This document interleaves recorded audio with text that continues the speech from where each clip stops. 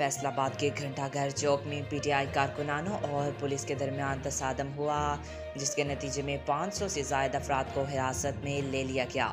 پاکستان تحریک انصاف نے آج فیصل آباد سمیت پنجاب کے مختلف شہروں میں بانی پی ٹی آئی کی رہائی کے لیے احتجاج کا اعلان کر رکھا تھا اور فیصل آباد میں ارکان کو چوک گھنٹہ گھر پہنچنے کی ہدایت کی گئی تھی، جس پر حکومت پنجاب نے احتجاج والے شہروں میں دفعہ 144 نافذ کر رکھی تھی۔ ضلع انتظامیہ کی جانب سے چوک گھنٹہ گھر کے اطراف ٹرک اور رکاوٹیں لگا کر آنے اور جانے کے راستے بند کیے گئے تھے، جس کے باوجود مختلف علاقوں سے مقامی اراکین صوبائی اسمبلی کی قیادت میں ارکان چوک گھنٹہ گھر پہنچے۔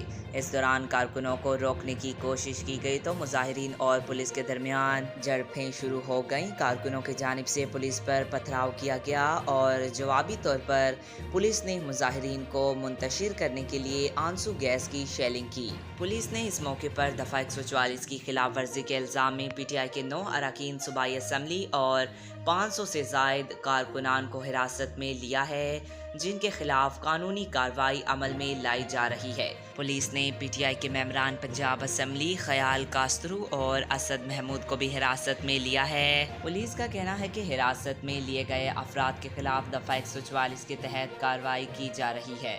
آج تک کے لیے اتنا ہی۔ مزید ایسی معلوماتی ویڈیو دیکھنے کے لیے ہمارے چینل کو سبسکرائب کریں۔